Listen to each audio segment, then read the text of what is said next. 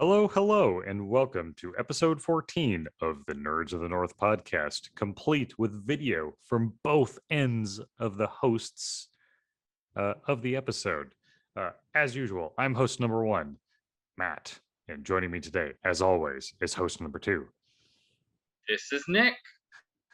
And today we're going to be discussing the last two episodes of the relatively fresh Loki TV show seen on Disney Plus. We will be discussing episodes 2 and 3, The Variant and Lamentus. If you haven't seen these episodes, why the hell are you listening?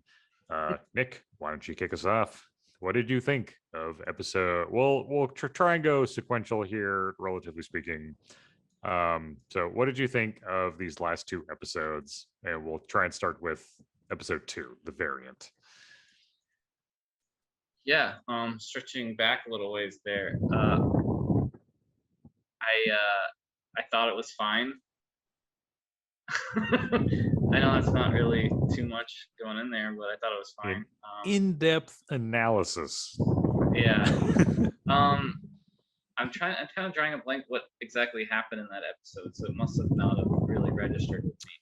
I think there was a supermarket, which was kind of, I didn't really dig that scene actually that much. I thought it was I like when Loki was walking in and like looking around at this ensuing hurricane or whatever. I believe it was a hurricane. Yeah, it was approaching this small town and wherever, and there was a supermarket that apparently everyone's gonna die in called, I think, Rock's Mart or something like that. Yeah, you're thinking of episode 3. Oh, is that still episode? No, that's episode 2. No, that's episode 2. I guess that's the tail end of episode 2. Yeah, it's episode 2. Yeah, and, the beginning of episode 2 that's when they're in the Renaissance Fair, where Loki's kind of walking around waxing poetic about the variant in the tent. Right. Which was kind of a weird scene too. I didn't really dig it that much. But I guess for the main scene that I'm talking about, just so I can kind of finish my train of thought here, because I know in myself I'm gonna forget what I was trying to say. I didn't really like it, honestly. Something about it, like, it's a supermarket in the future, but it just seemed like the normal supermarket. Like, they have the same like crap that's in a supermarket now in 2020. Like, it's 2050. Why would they have more advanced televisions or more advanced robotics or something? I was just kind of disappointed with that. And let's see, what was the year? The year in that particular episode was 2050. Right, I had it right. 2050. Yeah, I just remember there's like he crashes into like an aisle stand, and like these little robotic dogs kind of just fall on the ground, and they look like cheap crap robotic dogs you'd see today. And I'm like, really? It's 2050, you still have the same crap robotic, super little robotic kid toy now? And the TVs looked exactly, I don't know, I'm just complaining about nothing. The other thing that kind of threw me off was like all the other Lokis, they all had American accents, like when they were like going between these different people, and it kind of bugged me. But then like with episode 3, the other Loki, Sylvie or whatever, she had a British accent, so I felt more comfortable. But at the time, I'm like, why wouldn't the other Loki also speak with a British accent? But the other Lokis had an American accent. At which point did we hear the other Lokis speak? She was like going between the different people with her little green magic power. There was like different workers. Oh, well, that was like they're speaking with the voice that they would speak with. Exactly, and I came to understand this as time went on. But at the time, I was kind of thrown off. I'm like, why wouldn't they also speak with a British accent? But when we get to episode 3, she does speak with a British accent. So I was placated, I suppose. But to be honest with you, as this series has gone on, I've kind of found that I'm not liking it as much as I thought I was Really? I have like a line of light right down the middle of my face. You see that? Interesting. I'm also going to let you know briefly here that every so often, at least on the audio on my end, it does look like sound like a small breeze is coming through over your mic. It's probably true because I have the fans on, because it's 104 degrees in Portland right now. Like, I'll stop. I'll stop. We'll stop. Okay. I wasn't noticing it so much before, but yeah, no. Well, as long, I put on the rotating fan. I'm just gonna let it sit, and hopefully it's not gonna. Gotcha. Okay. Anyway, so yeah. But so your dislike of the show thus far, or I didn't say I disliked it. Not dislike, but your waning interest in the show, perhaps, is what does that do to? Is it the storytelling? Is it the setting? Or is it the inconsistencies? Like what exactly is making you not like the show as it goes on? I think that's an excellent question, Matt. And really, I think it comes down to, like, I feel the characterization of Loki doesn't really seem like Loki to me for whatever reason. He just doesn't seem like his natural Loki self. And also the storylines I felt have been sort of subpar so far, especially when we get to episode 3. I thought episode 3 storyline was rather subdued, I was expecting maybe some more kinetic energy, like something like maybe Rick and Morty, more than like kind of like the sort of more slow paced cerebral episode that we got dealing with Sylvie. And I gotta admit, I'm not really digging the way Sylvie's been portrayed so far, i.e. Lady Loki. Like, I don't feel like I'm really digging that character. I kind of feel like she could be a lot more than she is, but I do think there might be something in the pipe works where she isn't really who she says she is. I don't really think she was a Loki, actually. I think right now my gut is saying that she's not a Loki, that she was actually raised by a Loki variant to go after the TVA, but I don't think she actually is a Loki. That would be very interesting, actually. I hadn't considered that possibility.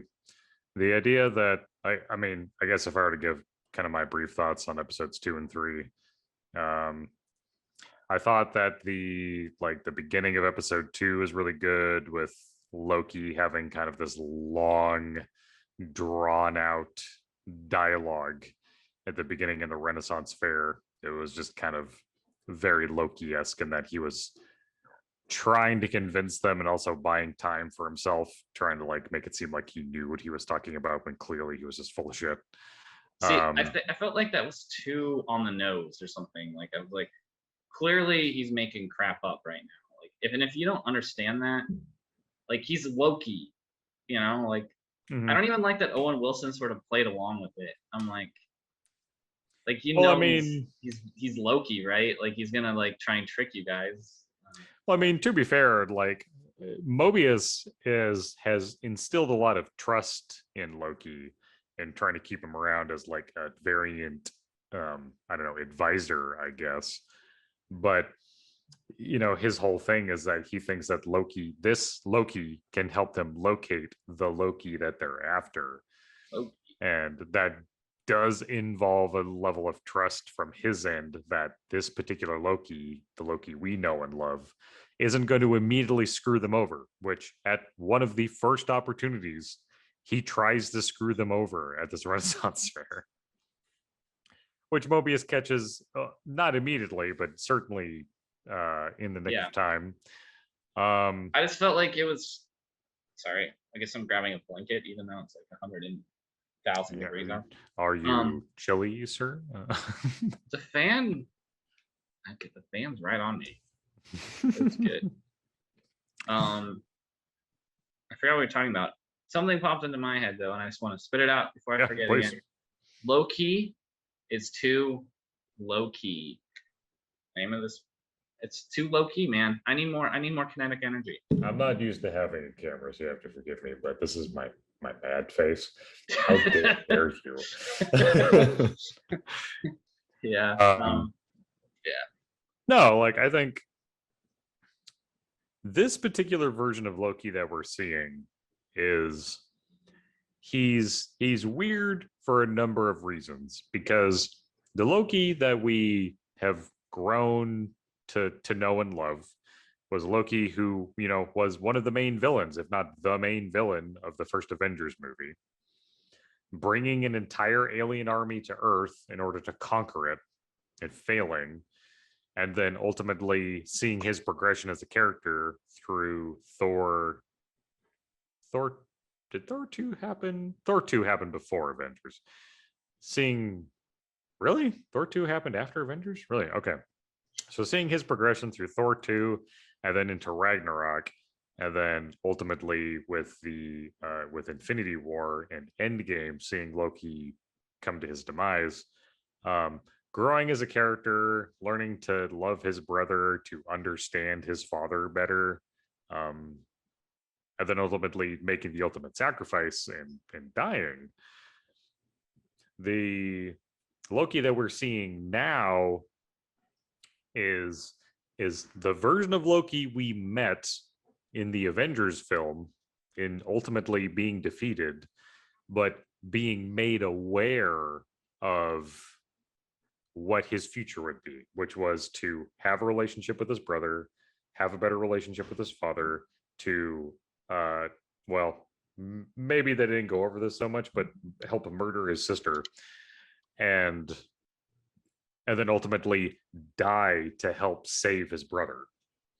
So like, this is a Loki that is aware of these events but didn't actually do them himself. So like, this is a very weird place for this character to be, that he's witnessed things that he did but that he didn't do, right? So like, that puts this particular version of Loki in a very weird place developmentally. Not only that, but he's now come face to face with what we have come to know as a woman variant of himself from a different timeline or a different dimension, who has entirely different motivations, entirely different skills. He is, for lack of a better term, a master magician. He has a firm grasp on how to perform magic for both deception and both for like interacting with the world physically.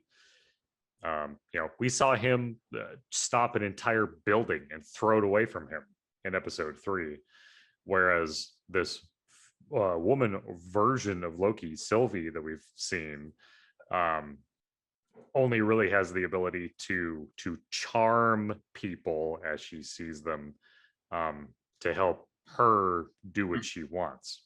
I think you have the same ability, Matt. Yeah. Oh, do I? To charm people. To charm people? I just do it with my deep sultry voice instead. But yeah, like I think I personally am enjoying this progression of seeing like look what Loki is up to, because it occurred to me that the Loki we're seeing in episode 3 isn't necessarily even trying to get away from the so-called apocalypse, because in episode 2 we find via Loki's research with Mobius that the variant Sylvie, Lady Loki, is using apocalypses to hide from the TVA, from the Time Variance Authority. And they test this theory by visiting Pompeii and causing a bunch of commotion that should cause a lot of noise on the TVA's radar, but it doesn't. So I'm wondering if Loki in this episode 3, by messing up by getting drunk and getting thrown off the train with Sylvie, and by ultimately not making it to the spacecraft that's supposed to leave Lamentus 1, if he's just buying time for Mobius to find him and Sylvie, maybe it's not him being a complete clown, because as we know, Loki, like, he definitely is a mischievous fellow, but he's no clown. He's thoughtful and calculated in his actions generally, even if he's ultimately undone in his actions. He has motive behind everything he does. So yeah, that's an interesting theory, and I haven't thought about that. So that's kind of my thought. I do think that they will get bailed out by Mobius in the next episode. Mm-hmm. Look at that, or it's going to be a real short-lived series. Yeah, but I mean, I can't think of any way for them to get bailed out besides Mobius helping them, for what it's worth. So right. Well, I know that. Yeah. I know that, like, I personally, when I first saw them on what appeared to be a ship, they were in a shelter of some kind when they first arrived, but I almost thought that they showed up on like Star-Lord's cruiser, or something when they first like traveled via Mm-hmm. the what was the device that they were calling it? The tempad, TEM pad, Yeah. tempad. Um, but I almost wondered if it had taken them to like somewhere in the future where like Star Lord was located, perhaps. I was a little disappointed there was no aliens. Actually, it was all humans, so it kind of made me wonder if it was like a future Earth colony, but they didn't really say that either way. I don't Mhm. think. No, I don't think they did either. Yeah, because I think it was 2077. Yeah, 2077. I don't know. I can't Um, remember. But but at first, I thought when they didn't like when they happened upon that abandoned town that they didn't have anyone there. I'm like, okay, well, they didn't want to spend money on making makeup effects, but clearly that they found more people that were just straight up human. mhm. Well, I mean, I was ultimately impressed by just the scale of the environment that they were in the first place. They're on an alien planet. Um, they get on an alien planet train, traveling to an alien planet settlement that's going to ultimately take off in a spaceship to leave this place. And I was thinking, like, man, this must have been a crazy amount of CG and just special effects to help pay for I don't all know. this. Well, I think you can kind of tell that it wasn't like you wouldn't see that in a movie. Like they would probably have shown more. I guess I kind of got like I don't know if you ever seen like the original Total Recall with Arnold Schwarzenegger. Mm-hmm. I kind of got that sort of vibe from that Lamentus planet, or yeah, Mm-hmm. kind of like that same sort of like grungy sort of almost like 80s tank girl sort of feel to it, which I appreciated. Sure. No, I could totally see that. But again, I kind of feel like I wish more happened. I just kind of feel like it was more dialogue and more talking than I thought would be in that episode. Like I kind of felt like going into that episode Mm-hmm. 3, that it would start off on Lamentus, but then they would get off the planet really quick. I never really thought it would carry on to the end of the episode and leave on a cliffhanger where they're still in the Lamentus at the end of the episode. I thought there would be Mm-hmm. more action and more like stuff going on and like more like hijinks and stuff. Um, Sure. which maybe it was my own fault for getting that expectation up because like show really hasn't supported that at first. But I thought the first episode, contrary to what most people actually have been saying online that I've listened to or read, I actually thought the first episode was the strongest. Mm-hmm.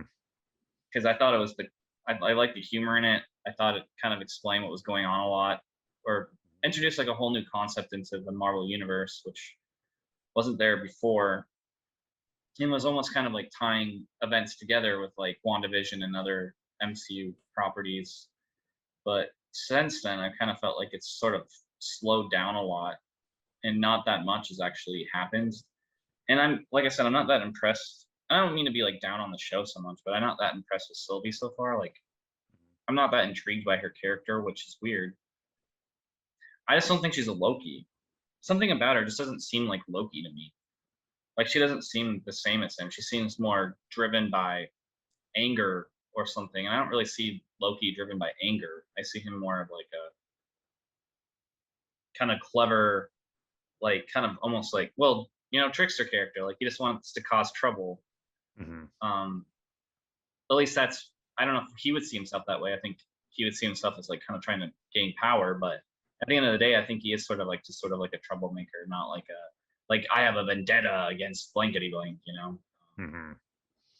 But Actually, I mean, this is we're going to get into our spinfoil hat territory of just theorizing, but in your idea, in that she's not Loki, and I think want to say before, first, it's not really my idea. There's lots of people who think that. mhm, yeah, I know that I have stayed away from most of the discussion of the show, not really on purpose. It's just kind of been the way it's happened.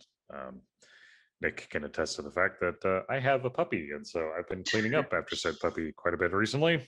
Um, but I guess I would think that, yeah, maybe this Loki, the Loki Sylvie, is, yeah, maybe like I think you mentioned, Nick, the daughter of a Loki.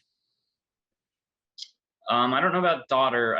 Because I guess there was a preview to the next episode, which I haven't actually seen. I've only seen like parts of it. Mm-hmm. But apparently, she's had interactions with the TVA for a while, since she's a kid, which makes me think that maybe because we find out in this episode 3 that that everyone that works, as far as we know, everyone that works for the TVA are actually all variants, which is something that I had posited from theories that I had read in my last blog, that these people weren't they weren't just made up.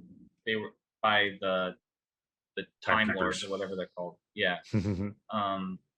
They were actually captured from whatever time period and made to work for the TVA as because they were variants. And so the TVA right now, as we know, they're actually essentially enslaving people against their will to work for them. Sure. And yeah, there's something to that. And I think maybe this lady Loki, she is a part of that somehow, and that she wants to kind of go and like maybe, I don't want to say save these people, but at least take down the TVA and stop it from happening in the future to these people.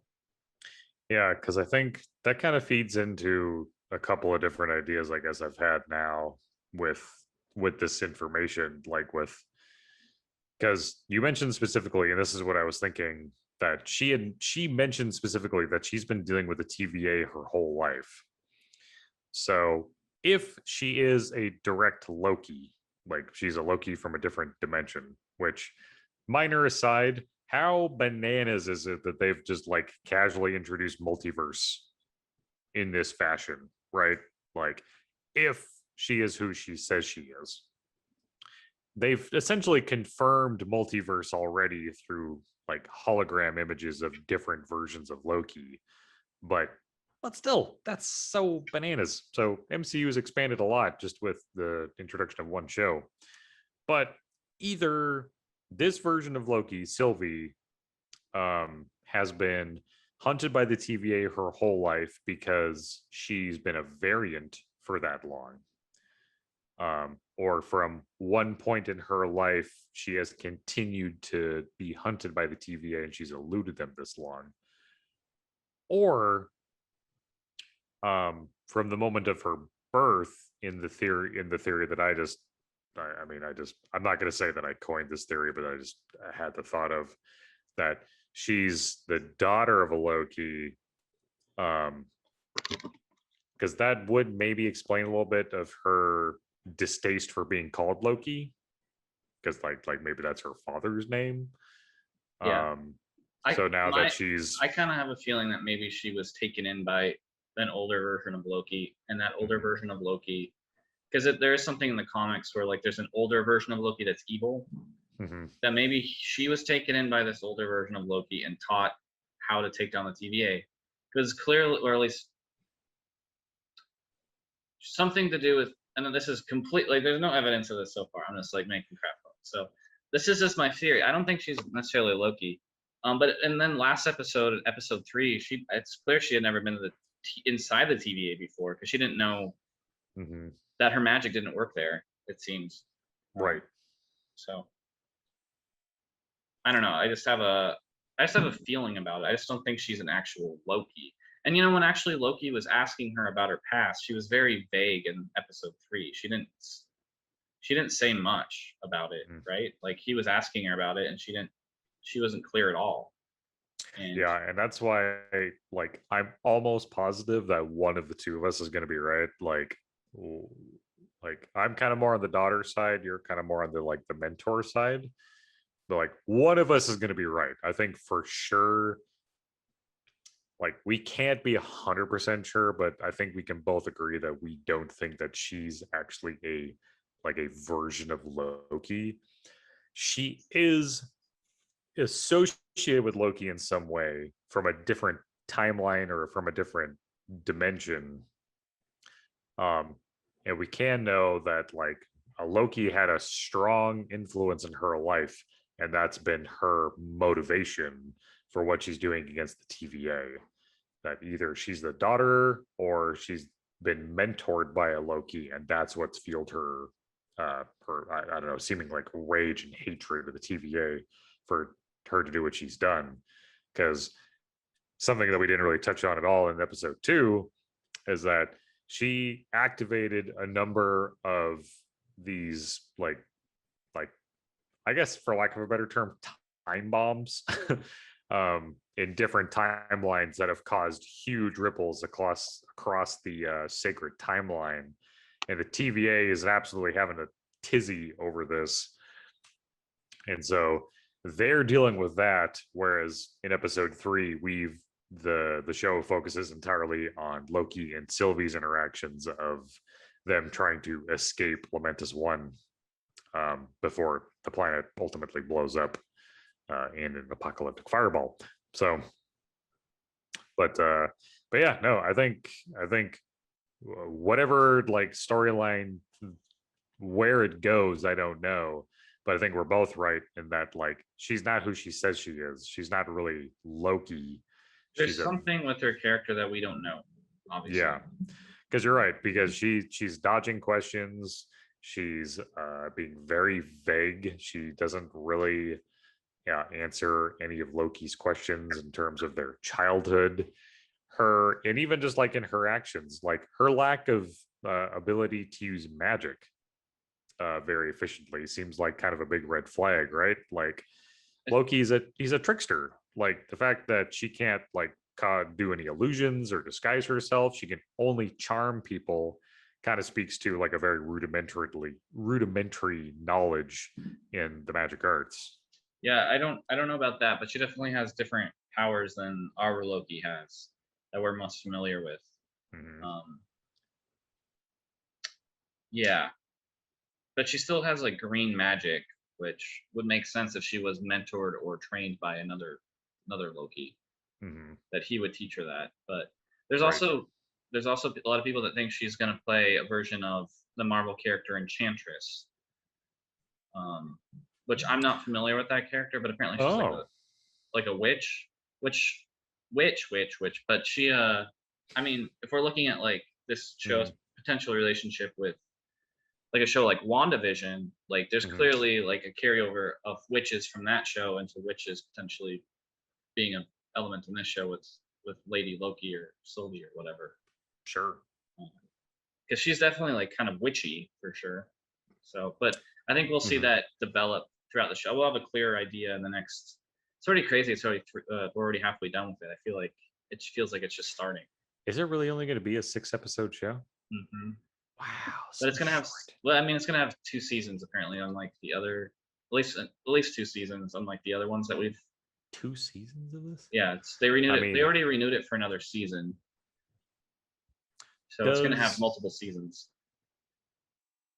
Okay, I did not know that at all. I didn't know it was gonna have multiple seasons.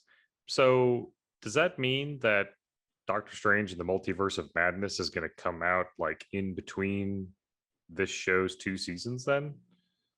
Most likely, yeah. From what I understand. Weird. That's so weird. Okay. In on your point on the Enchantress thing, I'll tell you this.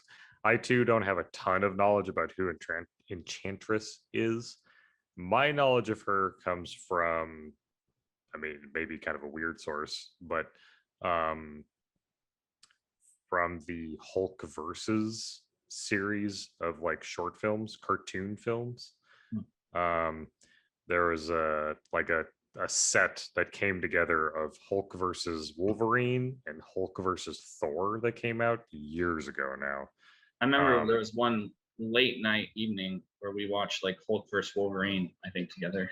Yeah. Or something like that. And like I remember Hulk versus Wolverine, and but I mean I also remember Hulk versus Thor, and in one of the and in that storyline you see that like Enchantress in particular has like a real lady boner for Thor.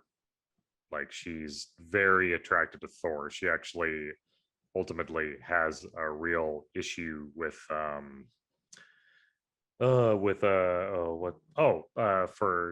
Lady Civ, in her relationship with Thor. I don't think Interesting. ultimately like the relationship between Thor and Lady Sif is that of a romantic one, but Enchantress like really is into Thor and like ultimately wants her or wants him for herself. But she does kind of fit the profile for like physically speaking anyway, Sylvie, that is from the Loki show, for Enchantress. Um, green magic, kind of like a green wardrobe. Um, the blonde hair, like that kind of fits. The age range seems kind of to fit, like at least being, youngish, not ultimately super young, but not ultimately super old either. So she could totally fit that profile of being Enchantress. The only thing that seems kind of out of place there is that she's not much of an enchantress.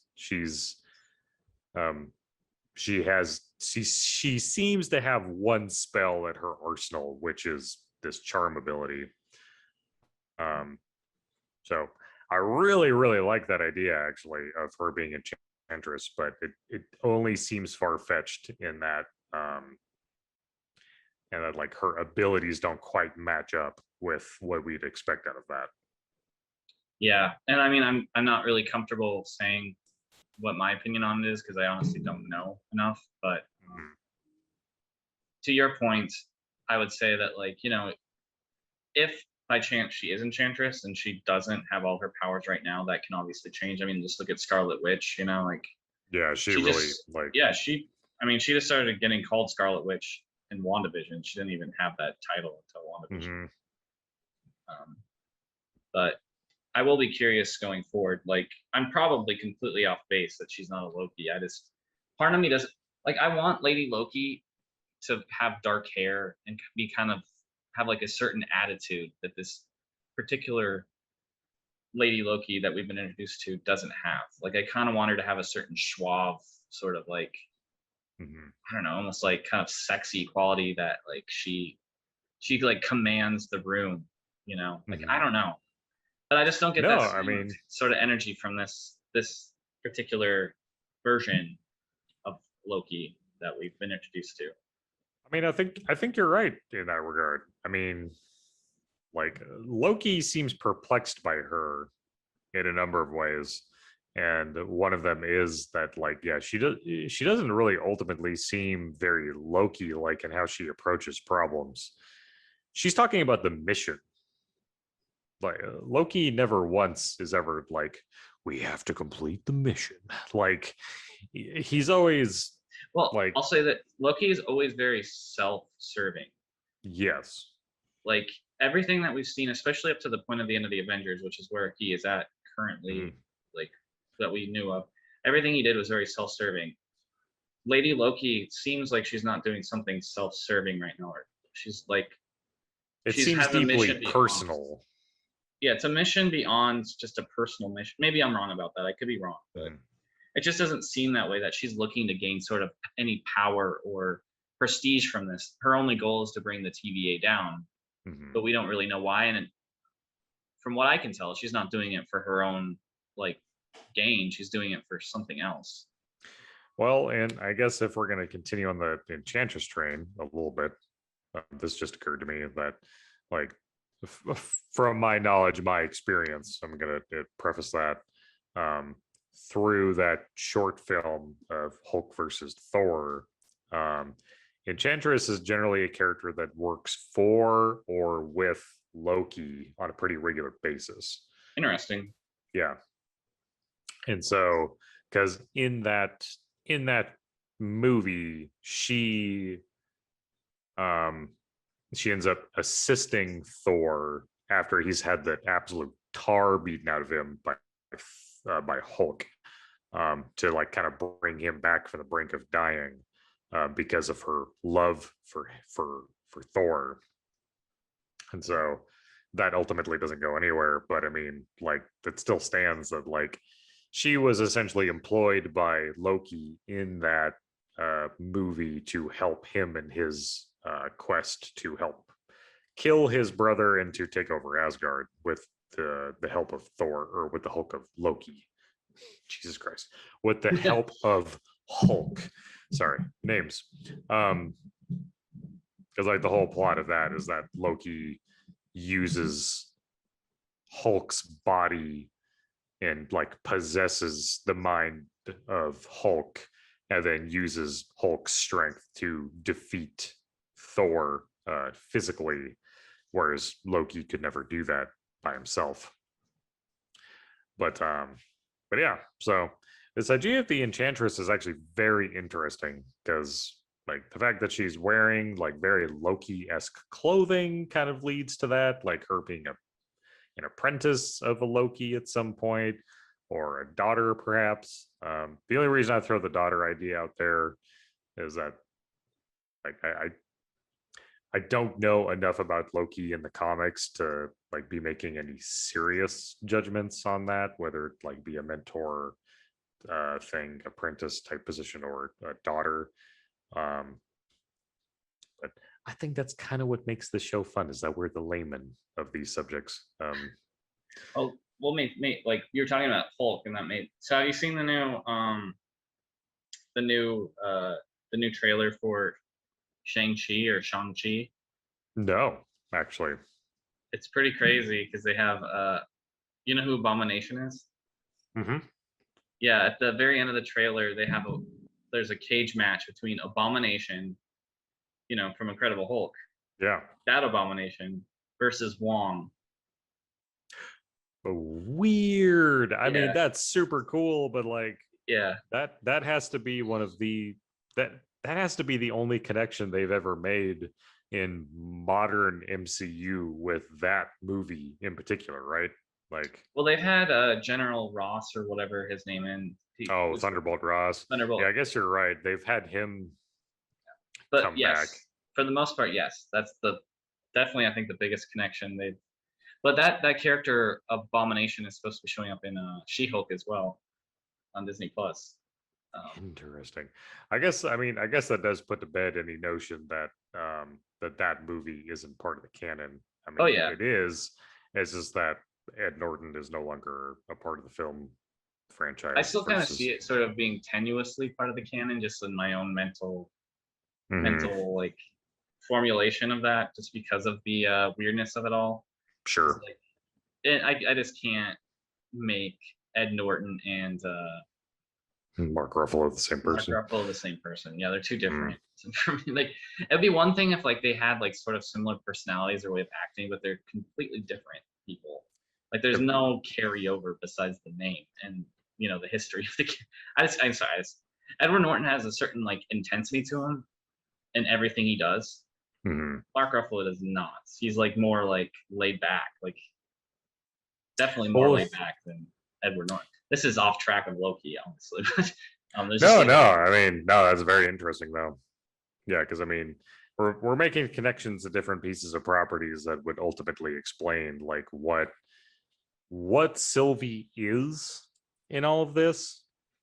And like how we're supposed to introduce her, or like how we're supposed to understand her, because yeah, like it's kind of up in the air at this point, right? Like we don't really know who she is, because you're right. Yeah, like with Sylvie in that third episode, she very actively is avoiding questioning that Loki is putting towards her. And I mean, the first big clue is her lack of magical ability. Like her excuse is that she didn't really have a teacher. Maybe she is much more capable magically than we know. Maybe she's hiding that information. But why wouldn't she use that advantage to like get off Lamentus One, for example? Well, I know spoilers coming up for they're not really too big spoilers either, but they interviewed when they interviewed Tom Hiddleston about what his favorite episodes are. He said definitely episodes 4 and 5, because they go in a direction that he was not expecting the show to go. So I'm curious what's coming up in the next 2 episodes, as far as like what's going to be revealed and where things kind of swerve off to.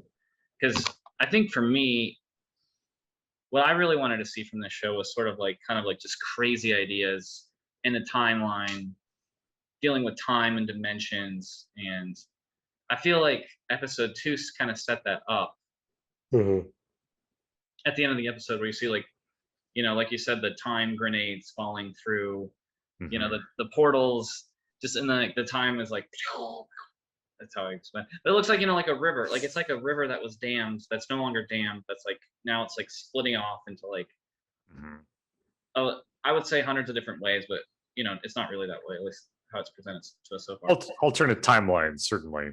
Yeah. And like that's what I want to see. Like I kind of want to see these kind of crazy science fiction concepts come to life. And they sort of have had that. They had that a little bit with like we're going to Lamentis, but Lamentis,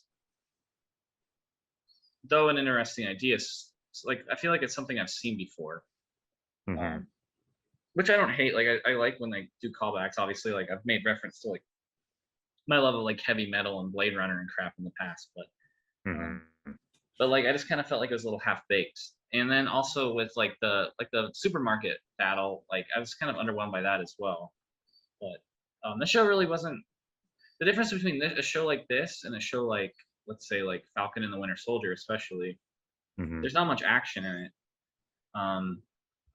There's not like, every single episode of Falcon and the Winter Soldier had like an action scene, I believe. This show doesn't have that. The closest this episode came to was definitely the ending when the city's kind of getting blown up. And I love a good I love disaster movie. Like I like that kind of crap, especially when they do like one take and you're kind of like going through the city, sort of get like a Children of Men vibe, which is a great movie as well. But I would say if I was gonna compare Lamentis to anything, it'd definitely be Mars from Total Recall. I think that's the closest I would compare it to. Which I love that movie as well. It's a great movie. Yeah. But I don't know. I've so far been kind of expecting more. And even with like WandaVision and Falcon and the Winter Soldier, like I watched every single one of those episodes at least twice before we did this. This show, like I just haven't had, I don't know if maybe it's my life. Maybe I just have more going on in my life, but like I haven't been watching them twice, which I probably should, just to like get more context and like, because definitely when you watch twice, you pick up on more things the second time. But anyway. I mean, I don't know. Like, I know that, like my experience with all of the Marvel shows, I've only ever watched every episode once thus far. I tend to be, I look for detail in an episode very specifically, like when we're watching the first time through. My wife gets endlessly annoyed with me pointing out little details, things that like didn't really make sense. Like I will never get off my like delight at noticing in one of the episodes in WandaVision how when oh shoot, I'm trying to remember when the two agents are trying to contact Wanda through the radio in WandaVision, that when they try and contact her through the radio, time kind of resets apparently, because all of the agents that are walking around them in that moment, like in the base camp, like all of them reset to the positions that they were in when the scene started. So we essentially see things twice. Like all the agents that are walking around, they're doing the exact same thing that they were before that scene started. So you mean like outside of the time or the bubble of Westview they were? Yeah, outside of the bubble. Like they have a moment where like there's a couple of soldiers like talking and like gesticulating, and other person's like carrying something, like another person walking in the background. And then when that moment happens, when the radio contact happens and Wanda realizes what's happening, she has her moment. And if you go back and watch that scene, you can see specifically that like all of those soldiers go back exactly to where they were before Wanda noticed in that moment. Maybe I should send that like I should be able to clip it somehow, but Yeah, should that's. send I that mean, to him. I've never heard that or heard anyone talk about that, but that sounds really interesting. Yeah, I hadn't heard anyone talk about it either, and I wasn't sure if it was just because like a convenience of filming that everyone just was doing exactly what they were doing. But it Yeah, seems weird for that not to be purposeful, right? yeah, But anywho, like I don't know, like I know that I'm personally enjoying the show so far. Um, I will say that I think episode 3 it didn't quite meet my expectations. I was a little surprised they ended things where they did. Um and maybe this is a little bit of the cynic coming out in me. I mean, what is the show if not two cynics talking to each other? Um like they wouldn't make a whole show about Loki for him to like die in the third episode, right? So like we're not going to see the end of Sylvie or Loki in this episode. Something's going to happen. They're going to be magically rescued. Blah blah blah blah. That fine, whatever. Like storytelling, okay. For them to end it on that point though seems like a massive waste of your viewers' time and energy. It's like emotionally speaking, if you're well read enough in cinema or media, you're going to see that, like, okay, the end of the episode here, well, that's great. I'm so terrified what's going to happen to them. I will Like, of say that course, like it's a kind of a was a kind of a cool image just seeing like that getaway rocket ship get blown up or whatever, and then like Loki just kind of standing there, and then everyone else just kind of like sits down, like what the heck, and then like meanwhile Lady Loki just like walks off. walks off. Yeah. But I will Like, say like it's kind of weird that all the meteors kind of stopped in that moment, but for dramatic effect, I was fine with it. yeah. Like, I think that, I mean, obviously they're going to be rescued probably by Mobius or someone from the Yeah, TVA, but if it's not Mobius, I mean, who could it be? Maybe it'd be another form of Loki. Who knows? But it could be. I mean, I've been curious about if we're going to see any other versions of Loki in the show. I don't really know if that's going to happen. casting has most likely we'll see an older version of Loki at some point. Ooh, I like this notion. Yeah, which is why I thought maybe an older version of Loki was the one that was training Sylvie, Mm-hmm. or maybe it's a daughter. I don't. Maybe it's his daughter. I don't know. But yeah, I think that ultimately that where the characters are right now, like I'm relatively happy with where the show's going right now, but I will say that I think episode 3 was a little disappointing. Yeah, All, I would agree with your assessment. like where we know for sure that like Sylvie and Loki are going to get away from this situation. Um, and this, and my, I guess my annoyance with how they ended that episode is that it kind of breaks a little bit of the realism, not the realism. It breaks the storytelling between the real world and the fictional world, and that we know that they would not bring fucking Tom Hiddleston on this to make a whole ass show about Loki, and then have like, well, and then the third episode, Loki and Sylvie both die. Like, of course not. Like, so I mean, I agree with you. I'm ultimately fine with the way they ended it, but I do think they could have ended it with a little bit more intrigue because I guess like yeah, as an audience member, we know they're gonna make it out. There's no way that they won't, especially our version yeah. of Loki. And I guess the question that we're left with is how they're going to make it out of this situation. But then there's only one answer, right? Mobius is going to save them, unless like there's another Loki that comes in and saves them instead, which would ultimately be way more interesting. But I feel like that would be how you would want to end the episode on instead of just ending it with the way it is right now. Like if Yeah. you'd want to end it with them getting saved by another version of Loki. So the only logical way they're going to get saved is by Mobius at this point because I don't because that's like a boring way to resolve it. So I feel like they would save it to the next episode. I think you're right. Yeah, because like if it were going to be an older version of Loki, like you had mentioned that it could very possibly be, then they would have ended the episode that way to really drive that intrigue of who the hell is this? Is this an older version of Loki? What the fuck? And then like and we could go from there. But yeah, for them to be just left stranded in the episode, and for us to have to wait till the next episode, it's going to be Mobius that rescues them, and he's going to be all butthurt about Loki running off, and they're going to have the whole fucking dialogue about, oh, how could you run off with other Loki, the variant? Well, I was trying to chase her for the good of the TVA, blah blah blah. Like, and lies, deception, blah blah blah. Ultimately, Sylvie's going to be taken in by the TVA for whatever reason. They're going to do something with her, but yeah, like, grievances aside, I will say that I think between the two of us, I'm enjoying the show a little bit more than you are. I will say so far, it's weird, but I think this might be my least favorite of the three shows. You went with Falcon and the Winter Soldier, really?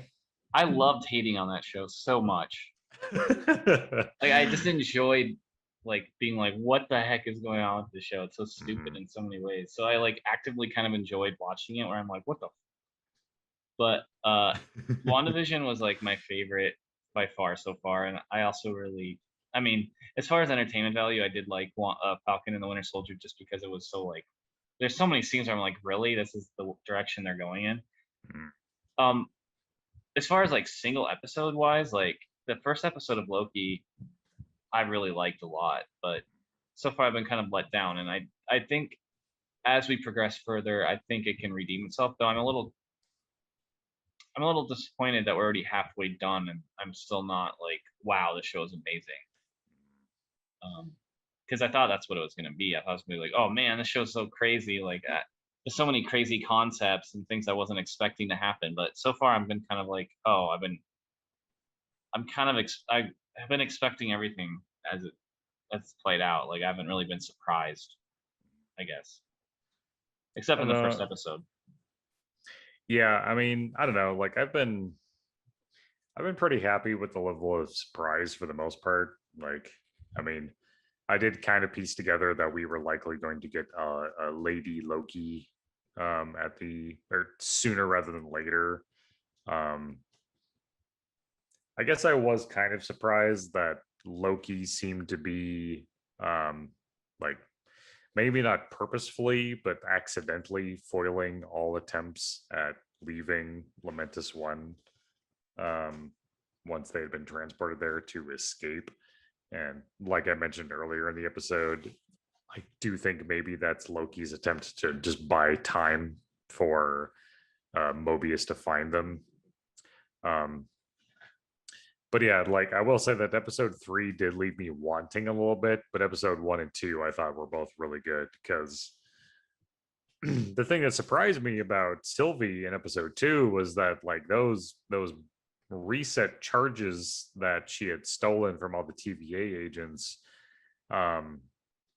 were not ultimately used at, like, you know, the grocery store that they were, or the Rock Smart, is that what it was?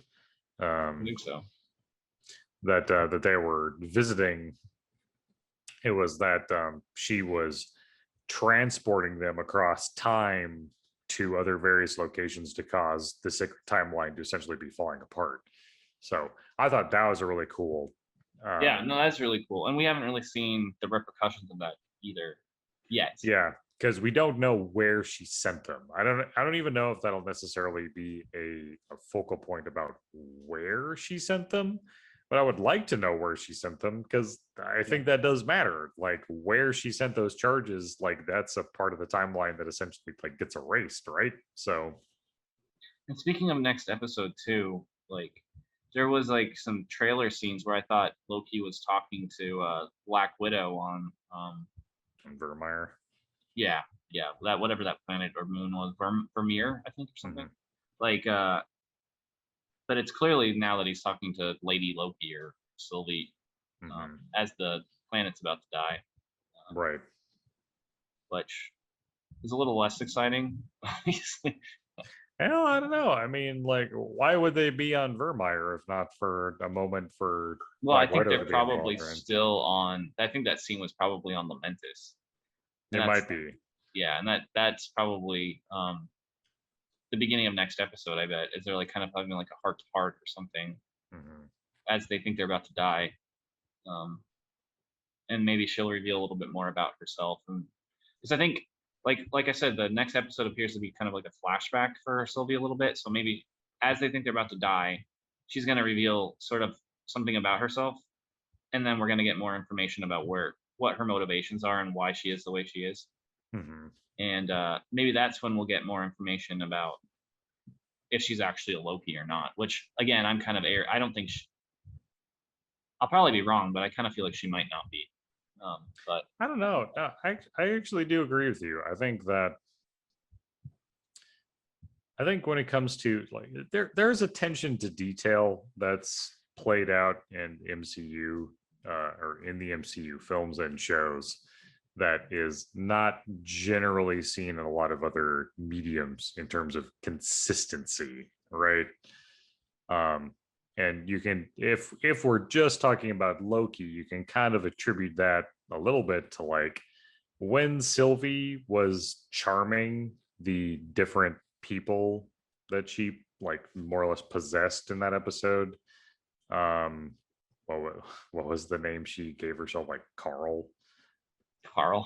Yeah, like yeah. for that one gentleman, like the big dude in the suspenders, as well as the agent from the TVA that she took over briefly. Like that little that moment of like, it's like, you can call me Carl, and like that look at the other character, and then like that smile, like that little head tilt, the stare, and then the smile.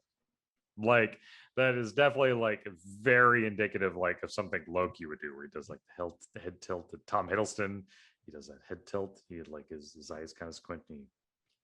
He smiles, like that big smile, and like that, like that's an attention to detail that like they're trying to portray that like this character is that character, like through their mannerisms, that like Sylvie is Loki, but she is Or knows a approaching Loki things, very well.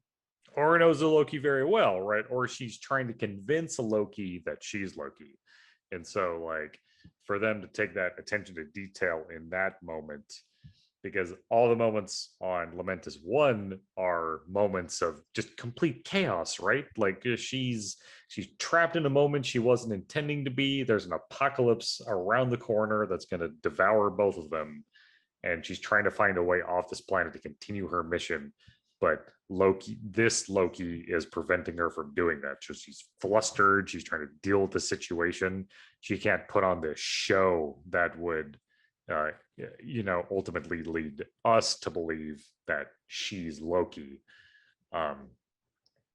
So I don't know. Like I could see it either way at this point. I could see her being a Loki who's just like at her wit's end, dealing with a situation that another Loki's put her in, or she's not a Loki who's not handling the situation well, and needs the help of like a real Loki to like ultimately escape, and with the TVA to intervene. So I don't know. Like Before we sign off, I have one more question for you. Yeah. What do you think of Loki coming out as bisexual? I mean, I don't think that's necessarily that surprising, really. I've always kind of seen him as sort of asexual in the Marvel universe. I never really think of him being with anyone.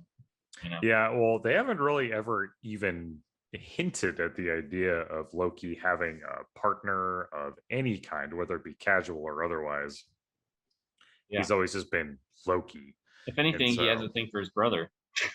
Yeah, right. Yeah, I mean, maybe he has a type. He's like, my brother, he's the big, tall, blonde type. Maybe I'll look for a guy like that, but that I'm not related to. I don't know. Well, he's not technically related to his brother, so I mean, that'd be pretty creepy, though. Yes, by means of marriage.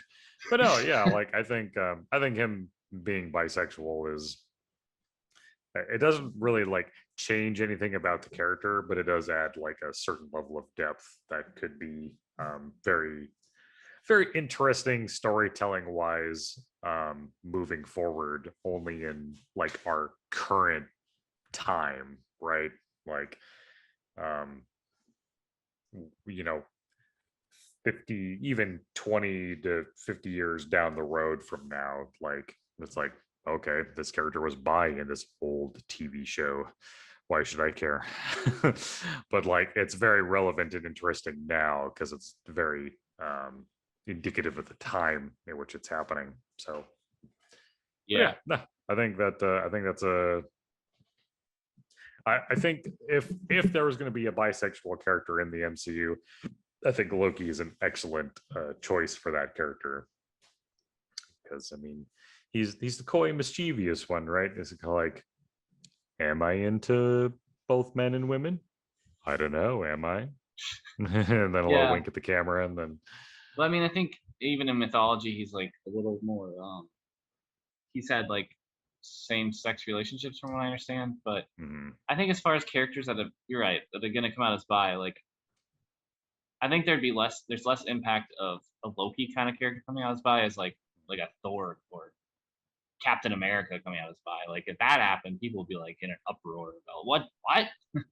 Yeah, well, because we haven't really been given any instance in which to assume that like in fact it's the complete opposite. Like with Thor, we've seen him be interested in Jane Foster all this time, or Lady Sif, depending on where you're going. But like I think Captain America, it's always been Agent Carter that he's been so interested in all this time. Well, there's like maybe creepily her granddaughter too.